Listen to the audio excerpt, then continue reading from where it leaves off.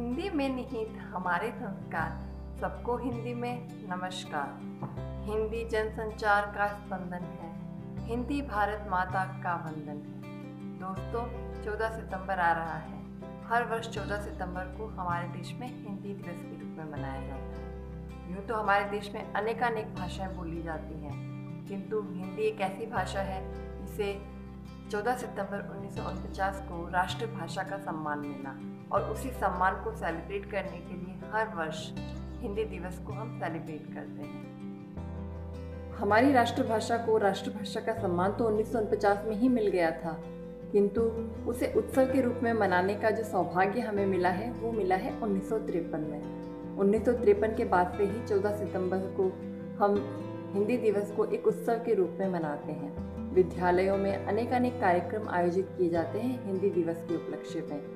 कई कई विद्यालयों में तो एक सप्ताह तक ये कार्यक्रम चलते हैं। इस दिन कविता, भाषण, निबंध लेखन, श्रुति लेखन, काव्य सम्मेलन, संगोष्ठी, नाटक, अनेकानेक कार्यक्रम अपने अपने स्तर पे हर कोई आयोजित करता है और हिंदी को सम्मान दिलाने के लिए प्रयास करता है।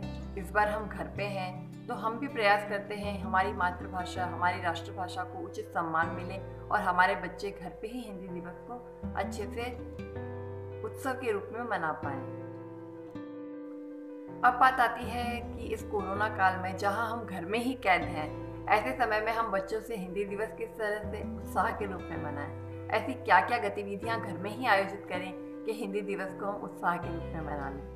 सबसे पहली जो गतिविधि हो सकती है वो ये हो सकती है कि आप हिंदी दिवस के दिन कोशिश कीजिए आपका जो भी वार्तालाप है उसमें हर एक शब्द हिंदी का आए। आज के समय में हम इंग्लिश के या कहीं अंग्रेजी के इतने शब्द काम में लेते हैं और हम उनसे इतना घुल मिल गए हैं कि हमें बहुत सी चीज़ों के हिंदी शब्द याद ही नहीं है। तो अगर आप अपने आप के लिए, अपने घर के लिए हिंदी दिवस के दिन यही चैलेंज ले लेंगे कि आपको और आपके बच्चों को हिंदी में ही बात करनी है, तो ये भी बहुत अच्छी एक्टिविटी हो जाएगी। इस दिन बच्चों को कविता बुलवाई जा सकती है। अगर आपके यहाँ का माहौल ऐसा है कि आसपास के बच्चों के साथ आपका बच्चा खेलता है तो आप आसपास के बच्चों की मित्र मंडली को एकत्रित कीजिए और सोशल डिस्टेंसिंग मेंटेन करते हुए बच्चों से काव्य सम्मेलन या कविता प्रस्तुति करवाइए। आपका बच्चा जिस भी कक्षा में है या कहीं जिस भी स्तर में है, उसे जिस भी स्तर की व्याकरण का और हिंदी का ज्ञान है, उस स्तर की व्याकरण और हिंदी को समाहित करके आप एक प्रश्नोत्तरी तैयार कर सकते हैं अपने बच्चे के लिए। हिंदी दिवस भी मन जाएगा और बच्चे की ज्ञान की भी परीक्षा हो जाएगी। इसके लिए आप मुहावरे, लोकोक्तियाँ, विलोम शब्द, पर्यायवाची, इन सभी को समाहित करके प्रश्नोत्तरी तैयार कर सकते हैं। इसके अलावा बच्चों के लिए हिंदी की पहेली भी आयोजित की जा सकती है। आप पहेलियों का खजाना ढूंढ के निकालिए, आपके पास में 10 से 15 या जितनी आप पूछना चाहते हो उतनी पहेलियों का संग्रह तैयार कीजिए और बच्चों से प्रश्नोत्तरी कीजिए। बच्चों को पहेली सुलझाने में भी बहुत मजा आता है और उनका जो दिमाग है वो भी तेज होता है। एक और गतिविधि जो बच्चे के साथ में की जा सकती है वो है स्लोगन। हिंदी दिवस पे हिंदी के स्लोगन आपको ढेरों मिल जाएंगे और बहुत ही जल्द हमारे चैनल पे भी हम स्लोगन लेके आ रहे हैं छोटे बच्चों के द्वारा। तो स्लोगन के बहुत सारे आइडियाज़ आपको मेरे चैनल पे भी मिल जाएंगे, तो आप बच्चे से स्लोगन बुलवा सकते हैं और उसे अपने सोशल मीडिया पे शेयर कर सकते हैं। इन्हीं स्लोगन्स को आप बच्चे से बुकमार्क बनवाइए, उन बुकमार्क्स में बच्चे से स्लोगन लिखवाइए। अगर बच्चा बहुत छोटा है और उसे हिंदी लिखनी नहीं आती है तो जिन शब्दों का उसे ज्ञान है बच्चे के हाथ से ही वो शब्द उस बुकमार्क पे लिखवा दीजिए। इस तरह की गतिविधि से भी बच्चों को सम्मिलित किया जाता है हिंदी दिवस को आयोजित करने में। एक और गतिविधि जो बच्चों के साथ की जा सकती है, उसे न केवल बच्चे उत्साह से सम्मिलित होंगे, उसके लिए बच्चों का ज्ञान भी बढ़ेगा।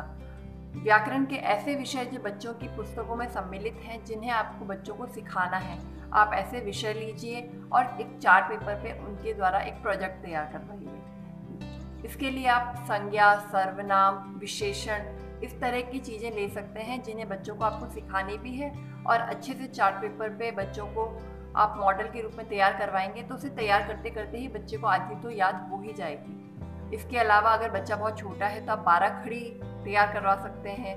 उससे छोटा है तो आप बच्चे को जो भी शब्द उसे लिखने आते हैं एक छोटे पेपर पे वो लिखवा सकते हैं और उसे लिखवाते हुए कलर करवाइए। इस तरह से आप डेकोरेट करवाइए।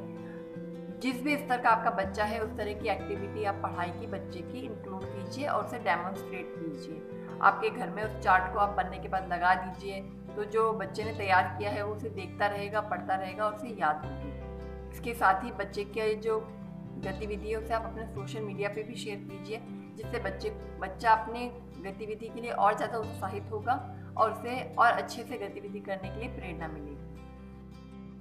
अगर आपके बच्चे बड़े हैं तो वाद विवाद, निबंध लेखन, श्रुत लेखन, इस तरह की गतिविधियां भी आप बच्चों के साथ में आयोजित कर सकते हैं। तो ये थे मेरे कुछ विचार हिंदी दिवस को घर पे ही आयोजित करने के लिए। अगर आपको भी मेरे विचार पसंद आए हैं और आप इनसे कहीं भी रिलेट कर पा रहे हैं तो वीडियो को लाइक कीजिएगा, अपने मित्रों के साथ, अपने रिश्तेदारों के साथ शेयर कीजिएगा। अगर मेरे चैनल पे नए हैं तो चैनल को सब्सक्राइब भी कीजिएगा, ताकि आने वाले सभी विषयों के नोटिफिकेशन आपको सबसे पहले मिले।